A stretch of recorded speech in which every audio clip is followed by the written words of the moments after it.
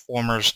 And that was really the only way that you could define someone like Chris Jericho, a consummate performer. I always remember some of his more memorable matches from back in the late 90s and the early 2000s. What an incredible run Jericho had. He held every virtual single championship that he was eligible to compete for, no matter if you're talking about the Intercontinental Championship, the Tag Team titles, the World Championship, the WWE Championship. He held every championship he was eligible to have competed for, and I think that really established Jericho eventually as a legend in this business. He definitely, unquestionably, was a legendary performer, and that's one thing Jericho's always going to be remembered for. I highly recommend that you check out and profile The Road to Jericho, which is a compilation of Jericho's greatest matches and moments over a remarkable 25-year career that WWE recently profiled for a DVD and Blu-ray release, which I highly recommend to all Jericho fans out there. It is definitely way better when you talk about chronicalization of someone like a Chris Jericho than Break Down the Walls gave us from a couple of years ago. It definitely puts on display, how good of a performer Jericho was. And because I was always a Chris Jericho fan, it doesn't surprise a lot of people, nor it shouldn't surprise a lot of people, that I'm choosing to put Jericho over in the way that I am for this week's video blog distribution on my YouTube channel at Jonathan Clarke 22 and on Twitter at Jonathan Clarke 1 and on my Facebook page especially with over 1,000 subscribers at HEW Entertainment, because I really do expect big things to come from Jericho's return. Even if we don't see him in the ring wrestling all the time, I think it's incredible that Jericho is back, and he's one of those few legends that we can always rely on to make full-time returns all the time. It doesn't seem to be going that way this time, because Jericho's been one of those wrestlers that's kind of come and gone. What are we up to now? 6 or 7 times Jericho has returned in the last 10 years. So over the last decade, we've seen Jericho kind of come and go on a come-and-go basis all the time, touring the UK and places like Australia for his band Fozzy because of his rock star image, wanting to keep that alive, thanking his fans for being very supportive of all the albums we've seen Fozzy and all the tours Fozzy have been on over the last 10 through 15 years. And now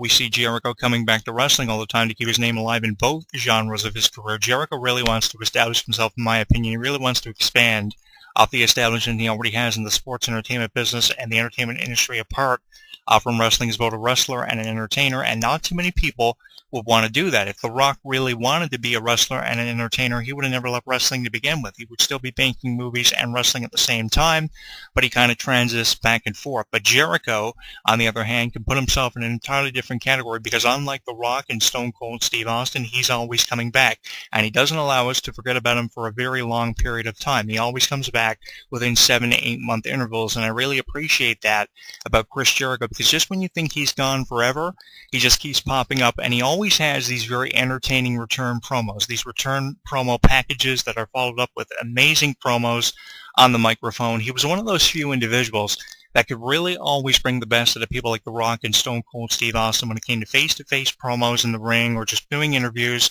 He was always very entertaining on the microphone, and he was one of those people that WWE really thrived off of and tried to strive off of for additional years for a contract. They never did want to lose nor part ways with someone like Chris Jericho because of how entertaining he was, and because he was one of those rare individuals that were always very hard to find. And because he was so difficult to come across in the wrestling industry, they just wanted to hang on to Chris Jericho and continuously thrive off someone like Chris Jericho. And Jericho knows that people like Vince McMahon, John Laurinaitis, Triple H, and Stephanie are people who just want to keep Jericho around and want to keep Jericho happy. And whatever someone like Chris Jericho wants, they're going to give it to him, because they want to keep Jericho there for an additional 5, 10 years, however long the amount of time is they want to allow for someone like Chris Jericho. But like it or not, Jericho is a legend, and he's kind of slowing down. He's still in great physical condition. He still can go with the best of them. We saw that recently in the tag team match with Roman Reigns, Dean Ambrose, the remnants of the Shield, and Chris Jericho. I would love to see the Shield reformed with Dean Ambrose, Chris Jericho, and Roman Reigns, because I think that Chris Jericho would be an awesome third party to have for the Shield, and it would really change things up in the way people have perceived the Shield for the last at least 3 years. That would be an amazing shakeup in the storylines if Jericho revealed himself as a member of what could be possibly Shield 3.0, although we'd have to wait and see if that was followed through with. Although it might not be the best way to go in the minds of WWE creative, at least it's something different and would offer us a bit of a reprieve, because Jericho, in my opinion, really has that Shield member kind of image. He may not be a Seth Rollins, and he may not be winning matches all the time like a Seth Rollins, because we always see Jericho losing all the time to Dolph Ziggler. If you can remember, Jericho's contract was actually on the line a number of years ago when Dolph Ziggler was being put over in 2012. He lost to Dolph Ziggler, and that was one of the more recent times Jericho left the business and was gone for a number of years. We didn't see him for about a year and a half before he had this program with Bray Wyatt, which I mentioned here at the top of the show, was nominated for Match of the Year in 2013. So Jericho kind of comes and goes, and even though he comes and goes, and it probably upsets a lot of people, especially the diehard Chris Jericho fans out there, the thing is that I always say about someone like Chris Jericho, you can't always rely on someone like Chris Jericho who wants to achieve more out of life and a career to keep always coming back and always winning matches and always winning championships, because Jericho is at a point of his career like an Undertaker or a Shawn Michaels where he doesn't need to be around and stay there all the time to keep winning championships. It's okay to put the belt on him every once in a while, but you don't really need to have someone like Jericho always winning championships to get over, because with the number of championships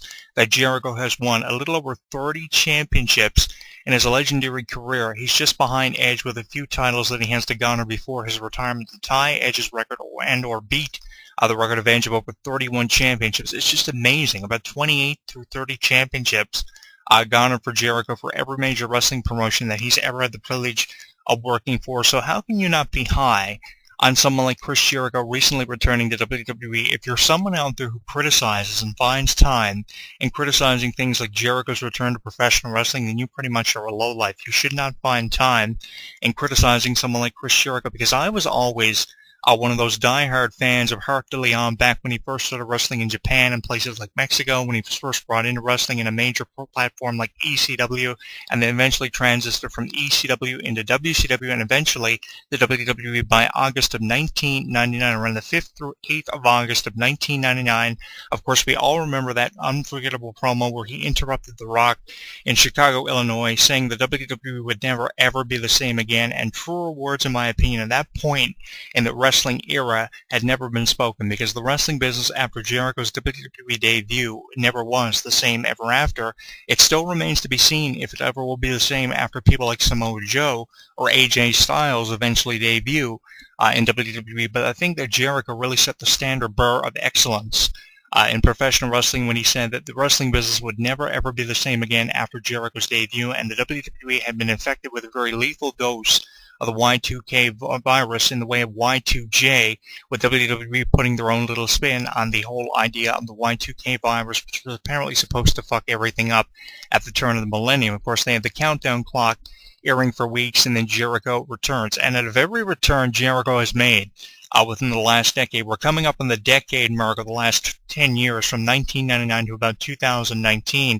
By 2019, within the last decade, I can't ever remember a return Jericho made or a debut Jericho has made for any major wrestling promotion than his inaugural appearance in WWE. It had been rumored for months before Jericho returned that he was going to return at a wrestling or debut in 1999, and then he comes out and interrupts The Rock in the way that he does. I don't think a more infamous return or debut has ever been made in professional wrestling. You can rack up all the Chris Jericho returns or debuts he's made in his career, and no debut would ever measure up out of what Jericho has done. He really set the standard bearer of excellence, in my opinion, and I don't think that Jericho's ever going to be forgotten anytime soon for anything that he has ever done in his wrestling career. Currently, right now, he's a part of Tough Enough. He will be a part of Tough Enough for upcoming seasons, I would imagine, on USA Network. That is airing exclusively. It's beyond me why they don't have the show airing exclusively on their network or have some kind of Tough Enough special.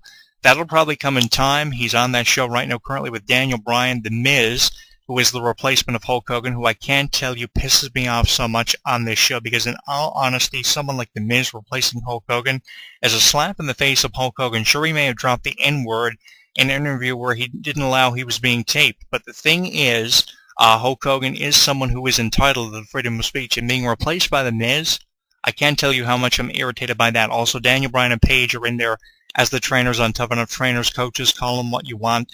But I really want to see someone like Chris Jericho back on Tough Enough for upcoming seasons, and what he will offer to some of the rookies, male and female, on the show in the way of experience that he's never had the chance to work with and or create for.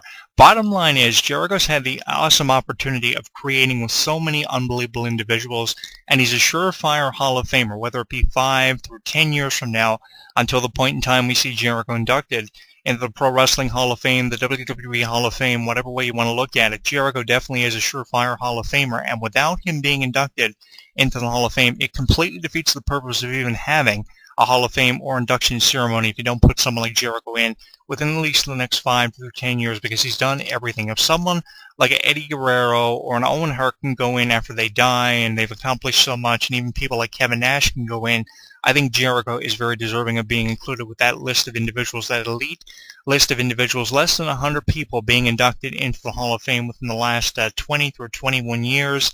And I think that someone like Chris Jericho is definitely worthy of being on that very elite list of individuals that we, have seen and have yet to see go in to the Hall of Fame. I've spoken to a lot of them. I had the chance to profile a lot of Hall of Fame inductions from Stone Cold Steve Austin through Bret Hart, and I really would like to see someone like Chris Jericho be inducted into the Hall of Fame not before too long, because I think I can go on record for saying for a lot of people and speak for a lot of people when I say that putting Jericho in the Hall of Fame, or not putting him in the Hall of Fame rather, would be a miscarriage of justice, in the words of Gorilla Monsoon. Do you agree? Do you concur with what I've had to say, or do you disagree? Because I know there are people out there that have a negative review on some of my opinions, so if you agree or disagree with anything I've had to say in the way of a file on Chris Jericho's return and a possible Hall of Fame induction in the very near future for someone like Chris Jericho, time return or not, you can give it to me in the comments at Jonathan Clarke 22. You can always tweet me on Twitter at Jonathan Clarke 1, and you can let me know what's up on my Facebook page at HEW Entertainment. Until then, here's Rachel Platten with Fight Song for you, and I will see you next week. You're listening to HEW Entertainment Radio, home of radio show host and columnist Jonathan Clarke.